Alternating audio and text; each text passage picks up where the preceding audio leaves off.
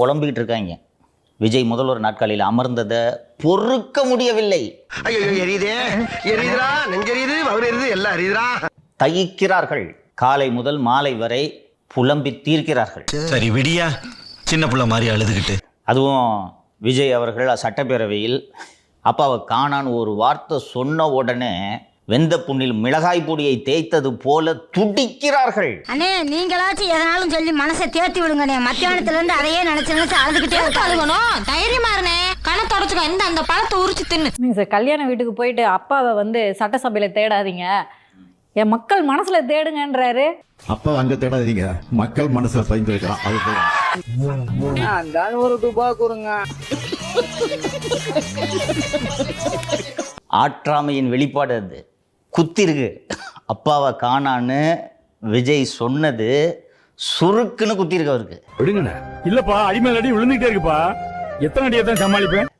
அந்த வேதனையை தான் திருமண வீட்டில் போய் வெளிப்படுத்துகிறார். தூய சக்தின்னு சொன்னவங்க ஆட்சிக்கு வந்தது என்ன பண்ணாங்கன்னு நீங்க அத்தனை பேர் தொலைக்காட்சியில பார்த்திருப்பீங்க. ஆட்சிக்கு வந்து 5வது நிமிஷமே குதிரை பேரத்தை ஆரம்பிச்சாங்க. கல்யாண வீட்டில் போய் புலம்புற ஒரே கரகாட்ட கோஷ்டி திமுக தான். இந்த போலி பிம்பம் கடந்த ஒரு மாசத்துல அடிச்சு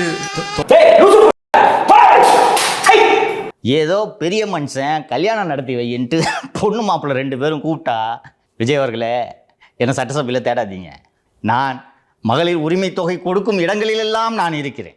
மனநலம் குன்றியவனா மாறிட்டான்டா அவன்.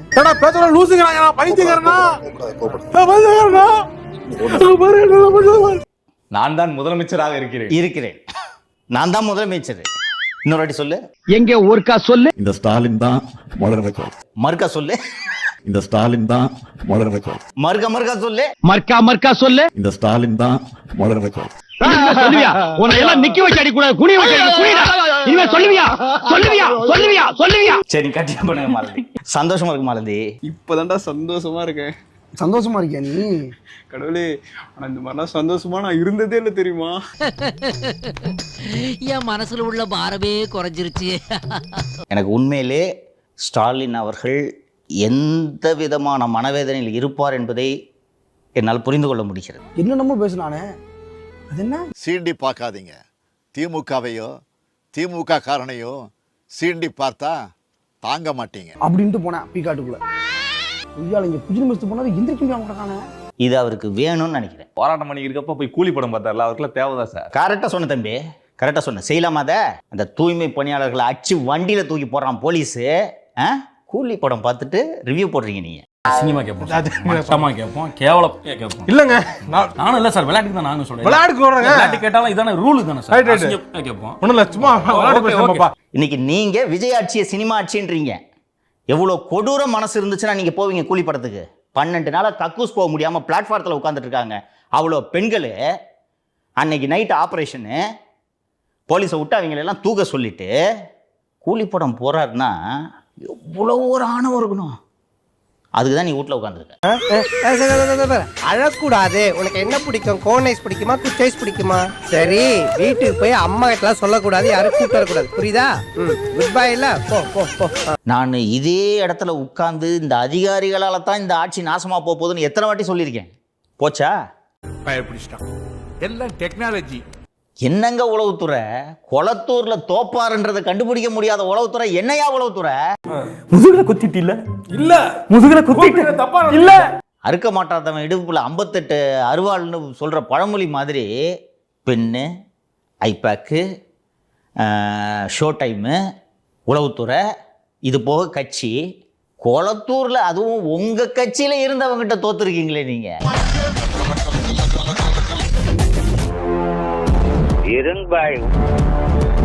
ஸ்ட்ரெச்சர் காட்டுறோம் மாமா. அதிலே நம்ம கொளத்தூர் என்னுடைய செல்ல குழந்தை முத்துவேல் கருணாநிதி ஸ்டாலினுடைய வெற்றி உறுதியா?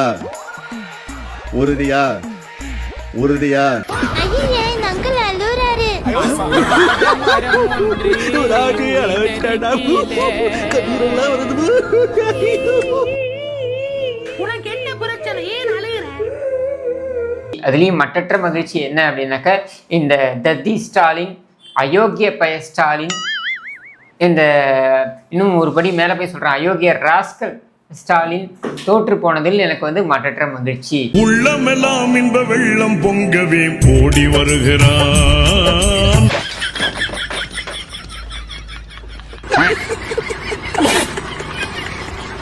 இன்னைக்கு இன்னொரு விஷயம் சொல்றேன்.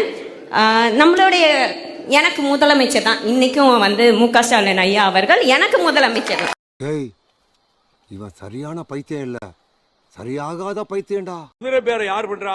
குதிரை பேரம் நடத்துகிற கட்சி எது? குதிரை பேரம் நடத்தித்தான் இப்ப ஒரு எம்எல்ஏ கொண்டு போயிருக்காங்களா அவங்க? அது குதிரை பேரமா ஒட்டக பேரமா? கூச்சமே இல்ல. குதிரை பேரமா ஒட்டக பேரமா? அதுக்கு பதில் சொல்லுங்க. என் கேள்விக்கு பதில் சொல்லுங்க. தோழர், நீங்க கேள்வி கேட்ட நான் கேட்கிற கேள்விக்கு பதில் சொல்லுங்க. இந்த ஒரு செந்தில் செல்வனை கொண்டு போயிருக்காங்களே, இது குதிரை பேரமா ஒட்டக பேரமா? இல்லை, நீங்க இது குதிரை பேரமா ஒட்டக பேரமா? அவங்க கட்சியில சேர்த்தது சேர்க்கிறதா தான் இவர் சொல்றாரு, நாங்க சேர்ந்துட்டோம்னு சொல்லி. அது நீங்க திமுகவுக்கு வக்காலத்து வாங்கணுங்கிறதுக்காக கேட்கிற கேள்விக்கெல்லாம் நான் பதில் சொல்ல முடியாது. அதற்கெல்லாம் நான் பதில் சொல்ல தயாராக இல்லை. இல்ல நான் பதில் சொல்ல வேண்டிய அவசியம் இல்லை. உங்களுக்கு நான் பதில் சொல்ல வேண்டிய அவசியம் இல்லை. என்ன கோட்டச்சாமி? ஒண்ணும் இல்லையா? ஒண்ணும் இல்லையா? மணிப்பூருக்கு ஏன் பிரதமர் போலன்னு இங்க இருந்து சமூக நீதி கேள்வி எழுப்புறோம். ஆனா இங்க இருக்க வேங்கை வேலுக்கு ஏன் முதல்வர் போகலன்னு சொல்லி இது சமூக அநீதி இல்லையா? அது கேட்டாலே ஒரு கேள்வி நெஞ்ச கிள்ளி விட்ட படுபாவே. கருத்தட ஆபரேஷன் பண்ண பண்ணி மாதிரி குதிச்சிட்டு இருக்கிற. ஆஹா, ஆரம்பிச்சுட்டாக்கய்யா. இல்ல வேங்கை வயலுடைய டென்சிட்டியும் மணிப்பூர் டென்சிட்டி ஒண்ணு நினைக்கிறீங்களா? இதற்கு இது பதில் இல்லையே. எல்லாமே அநீதி தானே சார்? பாஸ், பசுமாட்டு சாணி எருமாட்டு சாணி ரெண்டையும் கலந்து அடிக்கிறாங்க. வாங்க ஓடிடலாம். இன்னும் கொஞ்ச நேரத்துல அவன் படிச்ச பட்டம் பறக்க போகுது பார். என்னோட சார் டோன்ட் கம்பேர். நீங்க வந்து ஏன் புது கேளுங்க. பொய்ய வழங்க ஆரம்பிச்சிட்டாமா கேளுங்க. அதாவது பிளட் கேன்சர் வந்தாலும் ஒரே டேப்லெட், தலைவலி வந்தாலும் ஒரே டேப்லெட்டா? நம்ம ஒண்ணு கேட்டா நம்மள அசர வைக்கிற மாதிரி ஒரு பதில் சொல்லுவாரு பாரு, அது நமக்கு இங்க புரியாது, வீட்டுக்கு போனா தான் புரியும். நல்ல கேள்வி. இது ஒரு நல்ல கேள்வி. பதில சொல்றா. We exhausted all means scientifically. அங்க யார் கலந்ததுன்னு எல்லாமே அநீதி தானே சார்?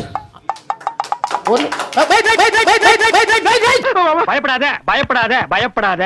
முதல்வர் போகலைன்றதுதான் என்ன இருக்கும்? பார்க்கவில்லை. போனா என்ன இருக்குன்னு கேட்டேன். அது இது ஒண்ணா? நான் என்ன சொல்றேன், ஒரு எப்படி சிக்கிரிக்கம் பாத்தியாப்பா? போய் முதலமைச்சர் போய் பார்த்து ஒண்ணு சொல்ல முடியாது. அவரு இங்க கோட்டையில இருந்து அதை பாக்குறாரு. ஒண்ணுக்கு ஒரு ரெமெடி இருக்கு. அதனால ப்ளீஸ் டோன்ட் கம்பேர். நீ சொன்ன வாக்கியத்தை தஞ்சாவூர் கோயில் கல்வெட்டுல வெட்டி வச்சிட்டு பக்கத்திலேயே நீ உட்கார்ந்துக்க. உனக்கு பின்னால வர்ற சந்ததிகள் அதை பார்த்து படிச்சு தெளிவா நடந்துக்குவாங்க. கூட்டணி கட்சியில இருக்கக்கூடிய திருமா அவர்களே விசாரணை நேர்மையா நடக்கல, எங்களுக்கு சிபிஐ வேணும்னு கேட்டாரு. இன்னைக்கு என்னெல்லாம் பண்ண போறாரோ? விசாரணையில ஒண்ணுமே கண்டுபிடிக்க முடியல. ரியலி முடியல. என்ன பண்ணுவீங்க? இந்த ஈன பொழப்புக்கு பேசாம எங்கயாவது போய் ஊருக்கு போயிடலாம்ல. நாங்க இருக்கும்போது முடியல, இப்போ வந்து கமிஷன் போட்டா இன்னமும் முடியல. You cannot accuse the government. Somewhere else ஒரு chain missing. கண்டுபிடிக்க முடியாததுக்கு தீர்வு கிடையாது. அடுத்த கேள்வி. ரிசர்வ் கான்ஸ்டிடியூஷன்ல இருக்கிறவங்க வந்து அவங்களுக்கு எந்த ரிசர்வ் கான்ஸ்டிடியூஷன் ஒதுக்கப்பட்டிருக்கோ அங்கதான் போட்டி போடுறாங்க. அவங்களால காமன் கான்ஸ்டிடியூஷன்ல வந்து போட்டி போட முடியல. இதுக்கு என்ன ரீசன்? வந்து இப்ப நான் என்ன உங்கள்கிட்ட சொல்றது?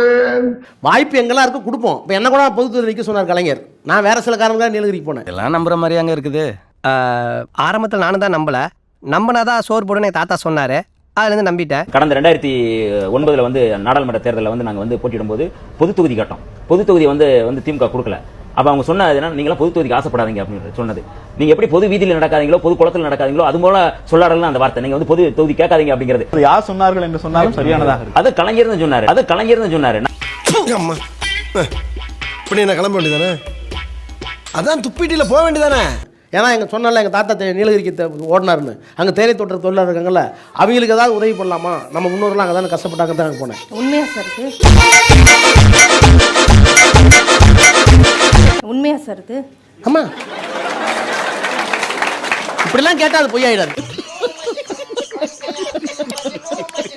பெரம்பலூர்ல நின்னீங்க, அப்புறம் அவர் அப்ப ஒரு பிரபல பத்திரிகையில் வேலை பார்த்தார், மின்னமல ஓனர். அவரை சாட்சி கூப்பிடுறேன். அவர் கலைஞருக்கு வேண்டியவர். என்னை பொது தொகுதியில் நிற்க சொன்னாரா இல்லையா கலைஞர்? நான் ஏன் போய் சொல்லணும்? இளவு வீட்டுல கும்பலையா கூட இவ்வளவு அழுக மாட்டாளுங்க. ஆனா நீ இந்த ஆளே அழுகிறியடா, இந்த ஆளே அழுகிற நீ. சார் இப்போ காங்கிரஸ் வந்து தாவேக்கால இணைய போறாங்கன்னு சில பேச்சு போயிட்டு இருக்கு.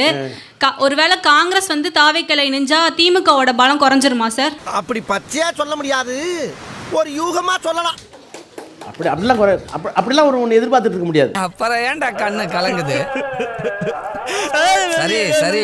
திமுகவோட காங்கிரஸ் இருந்தாதான் திமுகவுக்கு பலமே. நாங்க இல்லைன்னா என்னைக்கு வேணா பாஜகவோட போறதுக்கு வாய்ப்புகள் இருக்குங்க அப்படிங்கிறாங்க. ஒத்துக்கிட மனசு இல்லனாலும் அதான் நேசம். நாங்க அவுட் ஆஃப் கண்ட்ரோல் சொல்றோமே. சொல்றீங்க right person in wrong party அப்படின்னு அவரை சொன்னோம். அவரை சொன்னீங்க வாஜ்பாய். இப்ப வேற ஏதாவது உங்களோட